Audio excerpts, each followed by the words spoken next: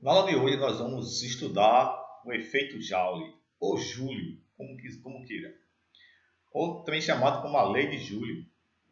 A lei de Joule ela foi estabelecida baseada em experiências de um cientista inglês chamado James Preston Joule. Joule, no ano de 1840, ele fez vários experimentos a respeito da transformação de energia elétrica em calor e da energia mecânica em calor. Baseado nesses experimentos, então, foi estabelecida uma relação, uma fórmula, uma lei da física que traduz a transformação de energia elétrica em calor. Como nós estamos estudando os resistores, quando um resistor é percorrido por uma corrente elétrica, ele produz calor. Essa transformação de energia elétrica em calor é chamada de efeito Joule. Então, essa produção de calor ela é proporcional à corrente que atravessa o resistor, é proporcional à resistência do resistor, também é proporcional ao tempo que esse resistor fica ligado. Tá certo? Isso nós vamos ver em detalhes num vídeo que vocês vão assistir agora. Towards the end of the 18th century, the whole of Europe was astonished by a new and strange device which had been invented in England, the steam engine. It transformed simple workshops into industrial-scale factories. While practical men built engines that were growing more powerful all the time, theoretical scientists had a problem. They couldn't explain exactly how the steam engine worked, nor could they really say what heat actually was. It was not until the middle of the 19th century that answers to these questions began to appear. They were answers which we still accept today. Among the scientists who helped formulate them, a major role was played by James Prescott Joule and William Thomson.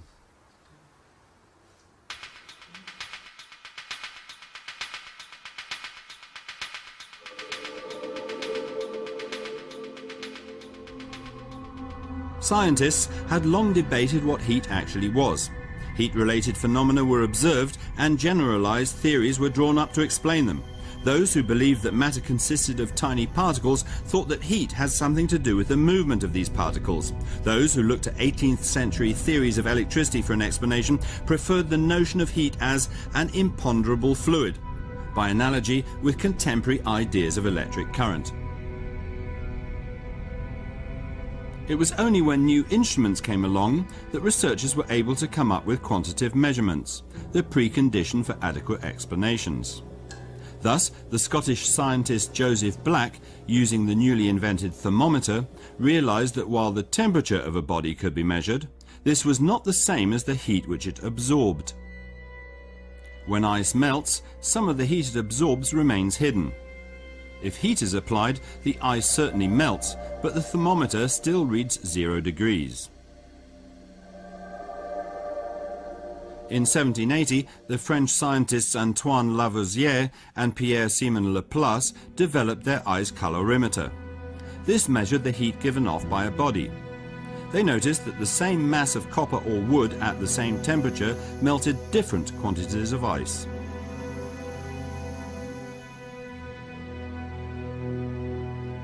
At this time, an American-born British scientist in the service of the King of Bavaria, Sir Benjamin Thompson, also known as Count Rumford, already claimed to know what heat was, namely the result of the movement of tiny particles. He set up an unusual experiment to prove his theory. He rotated blunt drill bits inside cannon barrels. The barrels heated up. The Count then measured the degree of heating indirectly by seeing how much water was needed to cool the barrels down. The experiments were impressive, but the Count failed to convince his contemporaries. Few were prepared to support his theory of heat.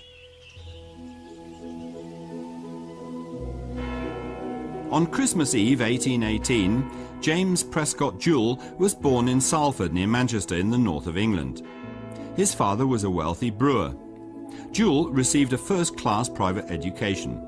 His tutor in arithmetic, geometry and chemistry was John Dalton, probably Manchester's most famous scientist. He also encouraged the boy's inquiring mind.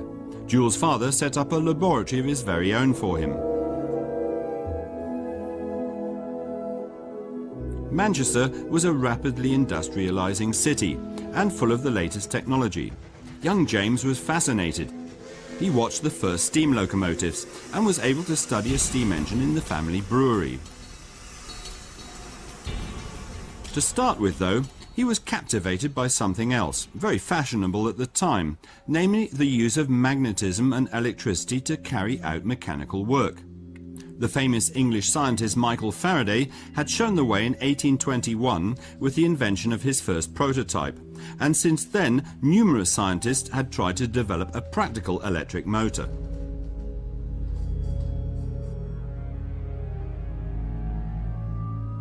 It did not take Joule very long to discover that the battery-driven electric motor was not economically competitive with the steam engine. Its consumption of zinc and acid was too high. But he was fascinated by one observation.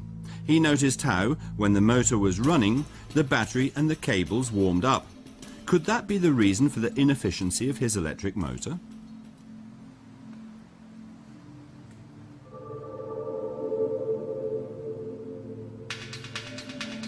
For months on end, Joule carried out a meticulous series of experiments passing current through metal wires of various materials, length and thickness. Each time he measured the resulting heat.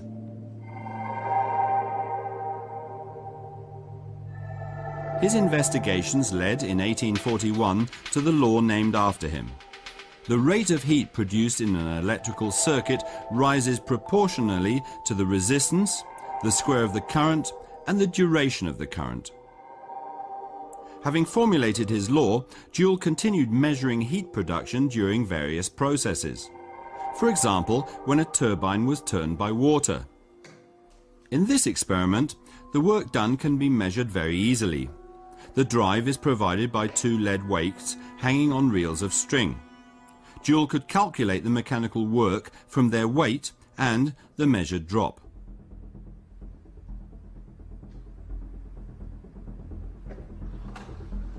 The falling weights set the turbine moving. Joule now compared the resulting heat with the mechanical work needed to drive the turbine. In practice, it was not so easy as all that. The temperature rise is extremely small. Joule needed very accurate thermometers, which he had specially made. Finally, he succeeded in establishing an unambiguous relationship between work expended and rise in temperature. He had discovered what is known as the mechanical equivalent of heat. A particular amount of mechanical work generates a particular amount of heat. It was a significant discovery, and in 1978 the International Unit of Energy was renamed the Joule in his honor. Joule wanted to make his findings known to other scientists, but as an unknown researcher without a college degree, he was largely ignored, particularly since his theory of the generation of heat contradicted what was then the conventional wisdom. But one young up-and-coming scientist did take notice of Joule's experiments. His name was William Thomson. Born in Ireland, William Thomson began his studies at Glasgow University in Scotland before moving to Cambridge. After spending a while in Paris to learn experimental techniques, Thomson was made Professor of Physics in the University of Glasgow at the age of just 22. Already as a student, he had devoted himself with great energy to the investigation of heat. In Paris, he had tried to discover the manuscripts of an almost forgotten French scientist, Sadi Carnot. In 1822, Carnot had published his theory of the steam engine, comparing it with water power. Just as water streamed down from a certain height and thereby turned a water wheel, he said, in a steam engine, the heat streamed down from a high temperature to a lower one.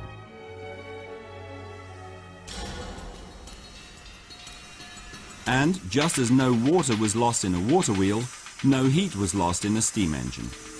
Carnot pointed out that any heat that was absorbed during the mechanical work process always had to be liberated again.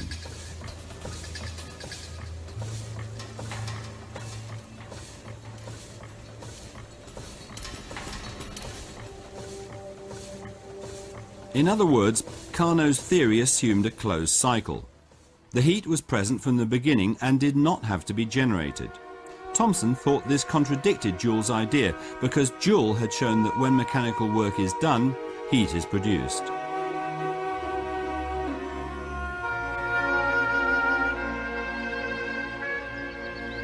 It took Thomson 4 years to arrive at the solution. Both Joule and Carnot were right. It was merely a question of properly combining their approaches. So Thomson developed his thermodynamic theory of heat from two basic principles.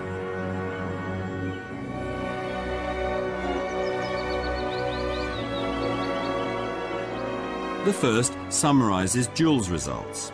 Heat is just one form of energy, one which is produced when mechanical work is done, for example. If we look at a closed insulated system, the energy within it can be changed from one form to another, but the total amount must remain constant. The first law of thermodynamics is therefore called the law of conservation of energy.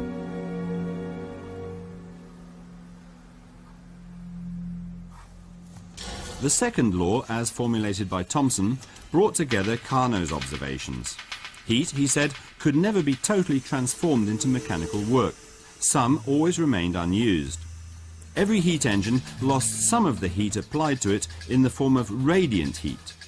Energy transformation was therefore not a reversible two-way process.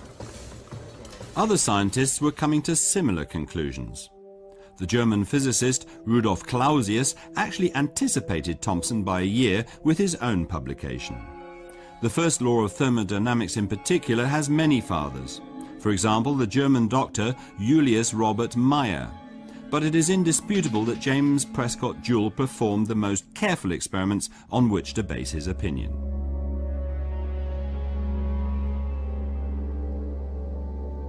However, thermodynamics doesn't say anything about the nature of heat, but concerns itself only with measurable quantities and the relations between them. Joule himself went a step further, though. He took up Count Romford's notion that heat was the result of the movement of tiny particles.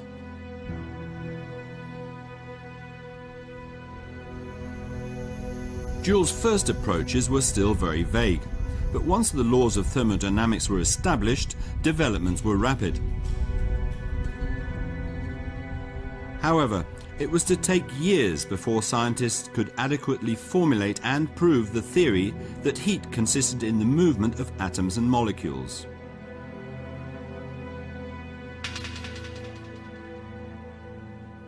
Joule and Thomson, by now close friends, devoted themselves in the years to come to other experiments on thermodynamics. These followed on from early experiments that Joule had conducted, and were designed to investigate how changes in the pressure of a gas led to a change in temperature. They allowed air to stream into a tube. The air passed through a narrow opening into a glass retort.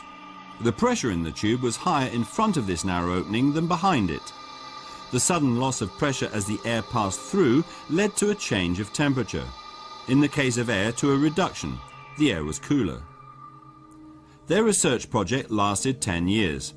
They even managed to secure state funding. This allowed them to buy steam-powered pumps. Previously, they had had to pump all their gases by hand. Even though the cooling effect discovered by Joule and Thomson, and named after them, is extremely small, it turned out 40 years later to be of enormous importance. In 1895, the German engineer Carl von Linde applied the Joule-Thomson effect a large number of times in succession, with the result that he succeeded in cooling the air to the point where it liquefied. Even today, gases are still liquefied by this process before being stored in tanks or canisters. With their lengthy investigations, the two friends, James Prescott Joule and William Thomson, succeeded in making a decisive contribution to the development of thermodynamics. The two laws, especially that of conservation of energy, became the foundations of modern physics.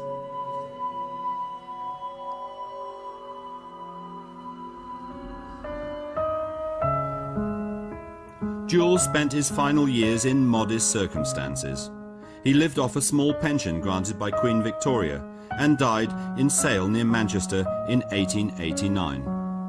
His friend William Thomson survived him by many years. He was knighted, becoming Sir William in 1866. Then in 1892 he was ennobled, acquiring the title by which he is known to the world today, Lord Kelvin. He died in 1907 and was buried in Westminster Abbey, right next to his great predecessor, Sir Isaac Newton.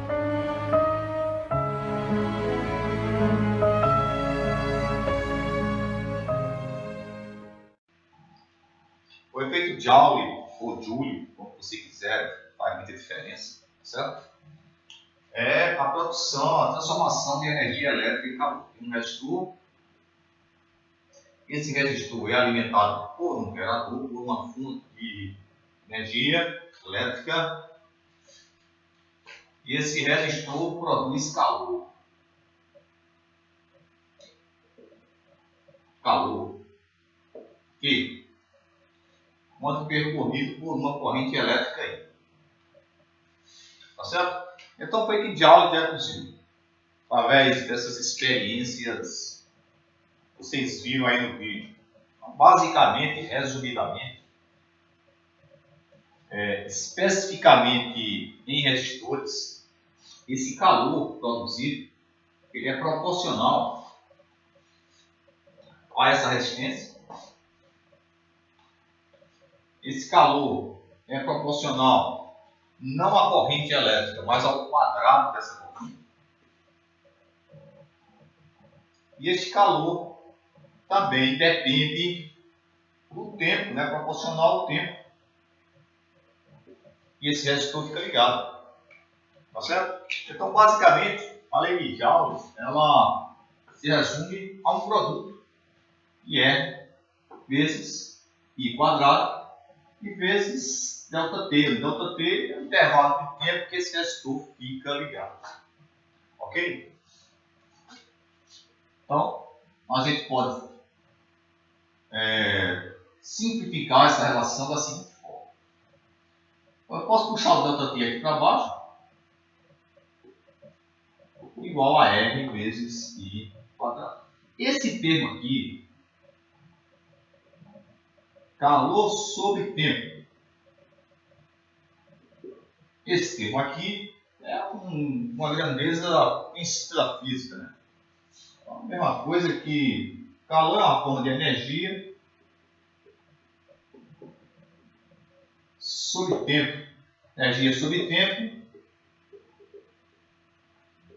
potência. E nesse caso aqui, é a potência dissipada em forma de calor. Certo? Potência dissipada em forma de calor. Energia elétrica transformada, energia elétrica gerada pelo gerador, transformada em calor.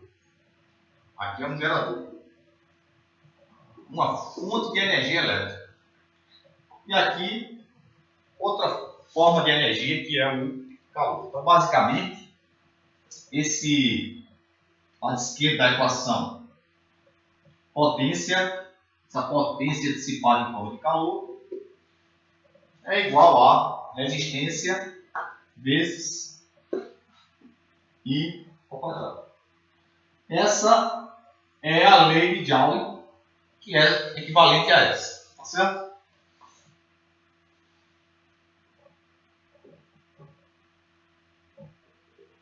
James Preston Joule, físico britânico, que de uma certa forma propôs essa. Ele fez experiências e chegou a essa relação.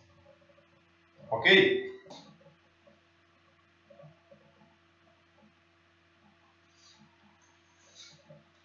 Bom, muito bem. Vamos ver aí um exemplo aí para a gente entender melhor aí como é que se usa a lei de Joule, certo? Então aqui está a lei de Joule, nós acabamos de ver. P igual a R vezes I quadrado. P é a potência dissipada pelo resistor. Quando esse resistor, claro, né, é percorrido por uma corrente elétrica aí. Eu tenho um gerador. Aqui eu usei a tensão anteriormente, a letra grega epsilon. Tá certo? Mas agora eu vou usar o.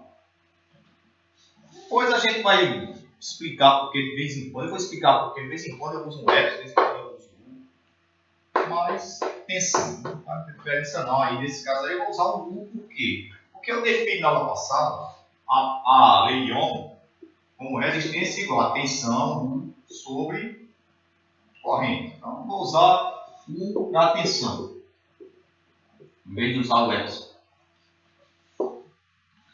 E aqui eu tenho um resistor R, aqui eu tenho um gerador que produz uma tensão U, e aqui o resistor vai ser percorrido por uma corrente I. E aí dissipa calor, a potência dissipada R vezes I quadrado. E aqui, ó, a primeira lei de Ohm, que é disparar com a relação que você mais usa no eletromagnetismo aí para questões do EREM. Se houver questões de circuito elétrico, isso aqui com certeza é o que você mais usa.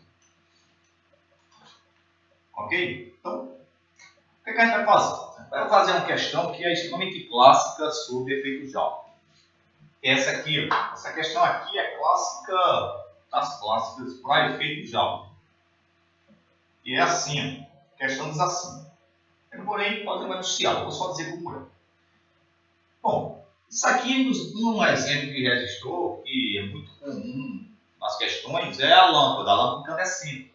Nas aulas passadas nós vimos que a lâmpada incandescente é aquela lâmpada comum que a gente não usa mais, que ela produz luz por aquecimento do filamento. Mas apesar da gente não usar mais, ela é muito usada nas questões de resistores, inclusive no EREM. Quando se fala em circuito elétrico com lâmpadas, com certeza essa lâmpada é a lâmpada incandescente e a resistor, tá certo? Então, imagine que você tem uma lâmpada em casa de 60 watts, isso aqui é potência.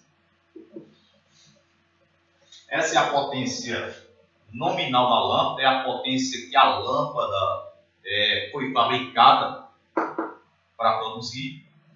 Está escrito lá nela, lá 60 watts, chama-se potência nominal. E aí, essa lâmpada tem uma tensão nominal de, eu ia colocar 110 volts. Para fazer uma conta redonda, eu vou colocar 100 volts. Tá certo? Suponha que essa lâmpada é de 100 volts. Porém, aqui na região da gente, a gente sabe que a tensão da tomada não é 110 volts, é 220 volts. Suponha que a gente vai usar 200 para estar fazendo conta decimal, certo? Para não ter que estar parando para estar fazendo conta decimal. Então, eu vou usar uma tensão de 200 volts, faz de conta que aqui a tensão lá na região sudeste e aqui a tensão na nossa região. Vamos trocar 110 por 100, 220 por 200, faz uma diferença. Só para não estar fazendo conta decimal aí, fazendo conta mais rápida.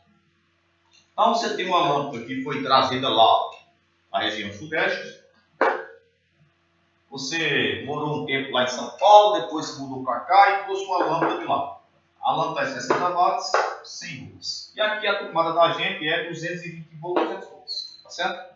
E aí você vai querer ligar essa lâmpada, para não perder ela, você vai querer ligar em 200 volts. Qual é a potência dissipada pela lâmpada? Todo mundo sabe que se ligar vai queimar. Vai queimar. Mas antes de queimar, um segundo antes de queimar, qual foi a potência dissipada por ela? Ela chega a acender. Agora acende tão forte que queima. Mas nesse instante que ela acendeu, qual foi a potência dissipada por ela? Eu dobrei a tensão. Aí a lógica sugere a lógica. Se o aluno não estuda e vai usar a lógica para resolver a questão, se ligar em 100, a potência é 60. Se ligar em 200, a potência dobra. 120 volts, watts. Isso está errado. Isso aqui, se você não estuda a lei de Ohm, a lei de Joule, essa aqui é o efeito Joule. É a lei de Joule, isso aqui é a lei de Ohm. Se você não conhece a lei de Joule, você pode ser induzido a dobrar a tensão, a potência dobra. Está errado. A gente vai ver que está errado logo de cara aqui. Esse resistor aqui, como todo resistor, ele é um resistor linear. Então, eu não vou precisar nem fazer conta para responder a questão. Depois, se quiser fazer a conta, a gente faz, mas não precisa nem fazer conta. Usa só a interpretação das leis. Okay? E da definição que diz resistor ser linear. Resistor linear ou único. Esse resistor é linear. O que significa resistor linear? Rapaz, se eu dobro a tensão, essa tensão aqui, se eu dobro, essa corrente dobra. Se eu triplico a tensão, a corrente triplica. Se eu diminuo a tensão pela metade, a corrente cai pela metade. Isso é um resistor linear. É um comportamento linear, certo? Então chama-se resistor linear. Todo resistor que a gente vai estudar é linear. Todo, no EREM, fora do EREM, nos livros, com a faculdade, é tudo linear. Você pode estudar eletrotécnica, e pode ser, lá na faculdade, curso de engenharia elétrica, pode ser que você veja resistores que não sejam lineares, mas a maioria é tudo linear. Muito bem, aí o que acontece? Só de saber que o resistor é linear dá para resolver a questão. Olha, a gente viu também que potência não precisa nem resolver por aí, basta resolver pela lei de Joule. Potência é R vezes I quadrado. Não ia dizer que potência elétrica é 1 vezes I. A gente poderia resolver por aqui. Isso aqui é potência elétrica geral, não só para resistores. Isso aqui é potência elétrica para qualquer equipamento elétrico, certo? Tirando algumas particularidades também, para quem estuda eletrotécnica profundamente, vai ver que tem algumas variantes aí para indutores, certo? Mas, em geral, potência elétrica é tensão vezes corrente. E aí, eu poderia resolver por aqui, mas já que eu coloquei o efeito Joule, a lei de Joule, eu vou usar pela lei, vou resolver pela lei de Joule. Eu quero a nova potência, eu quero P', certo? P' vai ser quem? R não muda, R é uma constante. A lâmpada não foi trocada, a resistência da lâmpada é uma constante. Tá certo? Agora essa corrente aqui muda, essa corrente aqui é I'. Se o resistor é linear, olha, se o resistor aqui é linear, se eu dobrar a tensão, saiu de 100 para 200, a corrente que tinha aqui, que eu nem sei quanto é, porque se eu quiser calcular, eu calculo. Mas eu não vou precisar nem calcular. Se eu dobro a tensão, essa corrente que tinha aqui, que eu não sei quanto é, ela vai dobrar. Essa nova corrente aqui vai ser 2 vezes essa aqui. Porque o resistor é linear. Se eu dobro a tensão, se eu dobro essa tensão, essa corrente dobra. E o resistor é linear. Bom, então, a nova corrente, a nova potência, é o antigo resistor, porque a resistência continua a mesma, é uma constante para a lâmpada, tá certo? Multiplicado pela nova corrente ao quadrado. Então, a nova corrente é 2 vezes a corrente anterior ao quadrado. A nova corrente está aqui, ó, ao quadrado. Então, a nova potência vai ser R vezes 2 ao quadrado dá 4, já vou colocar aqui. E I ao quadrado dá I quadrado. Mas quem é R vezes I quadrado? R vezes I quadrado é exatamente a potência antiga. A potência antiga é a lei de Ohm.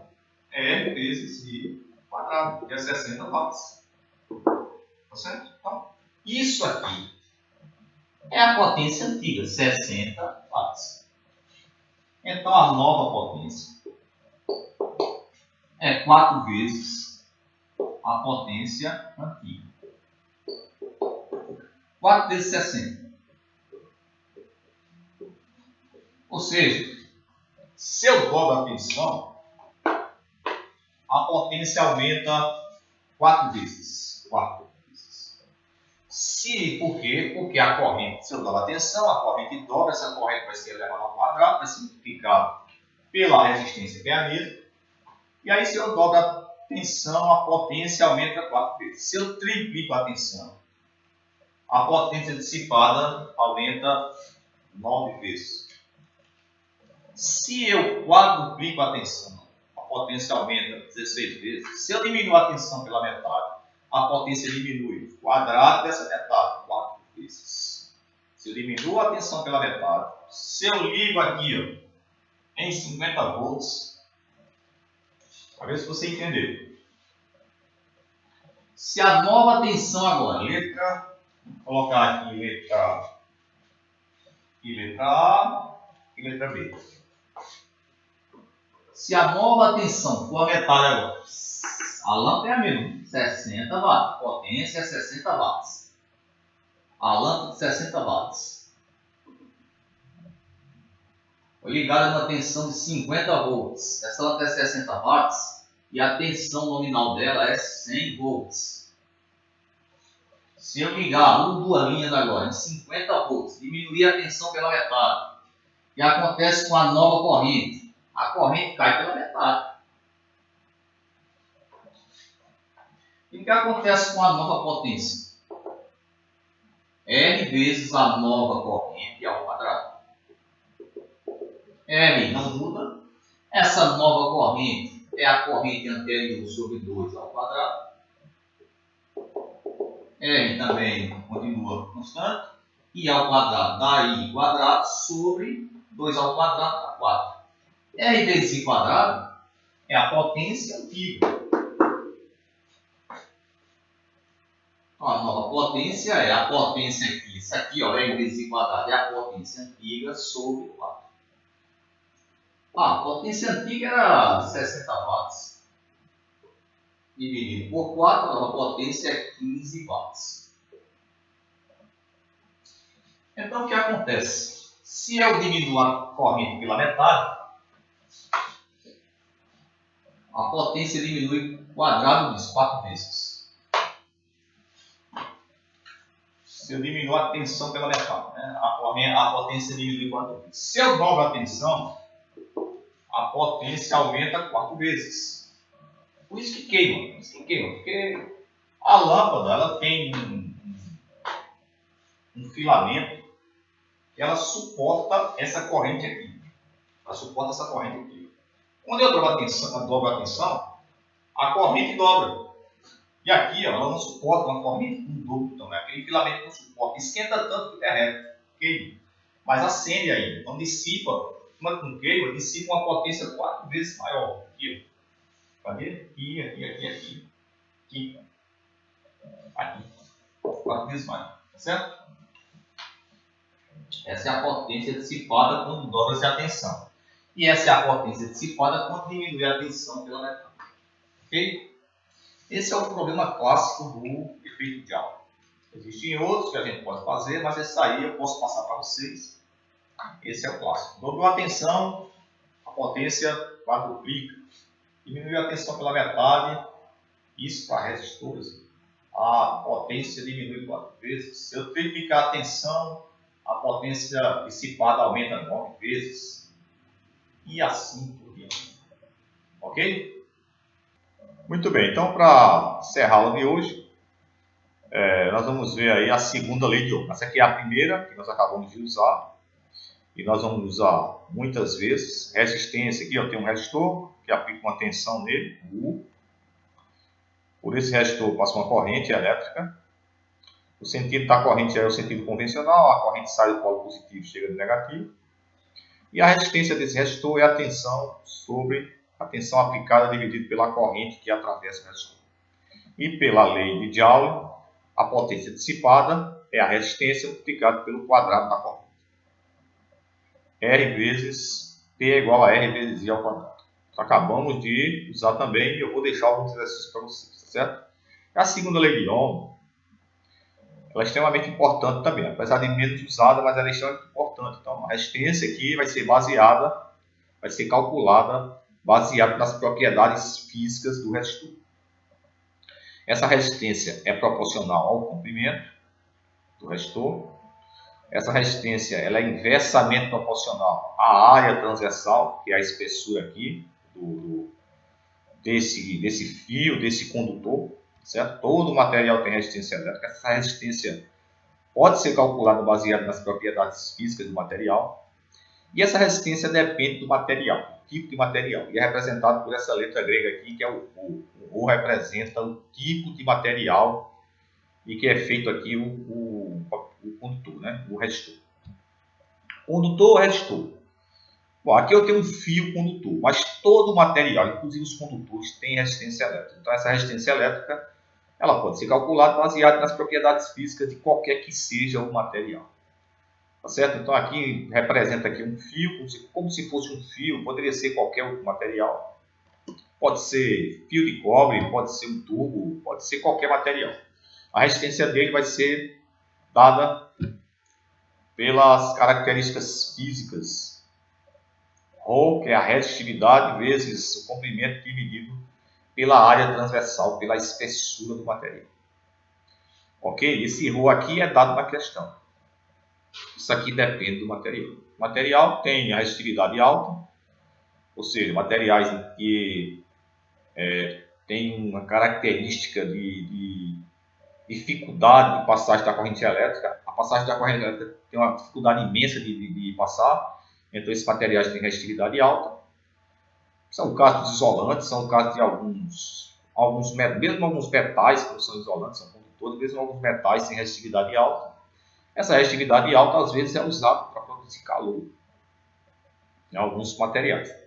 Os resistores, as resistências comerciais, elas são feitas de material que tem resistividade alta para produzir um calor grande, para produzir grande quantidade de calor. Tá certo? Essa resistência, não confunda, o Rho é resistividade, é uma característica do material, e aqui eu tenho a resistência, só que essa resistência aqui, apesar de ser também uma característica do material, é uma característica que depende do tipo de material. A resistividade só depende do tipo de material. Essa resistência depende do tipo de material, depende do comprimento e depende da espessura. Certo? Esse R maiúsculo aqui vai ser tão grande quanto o comprimento. Quanto maior o comprimento do fio, maior a resistência. Quanto menor o comprimento do fio, quanto mais curto o fio, mais baixa a resistência.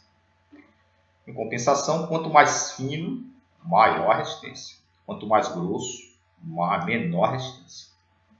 Por isso que para transportar a corrente elétrica a grandes distâncias, o fio tem que ser um fio grosso. O fio é muito longo, e aí a resistência elétrica aumenta. E aí, para diminuir essa resistência, usa fio grosso. Usar um fio fino, a resistência elétrica é muito alta, a corrente elétrica não chega. Então, é preciso engrossar o fio para transportar a corrente elétrica para longas distâncias. Ok? Muito bem, essa é a segunda lei de Ohm. E por hoje é só. Até a próxima.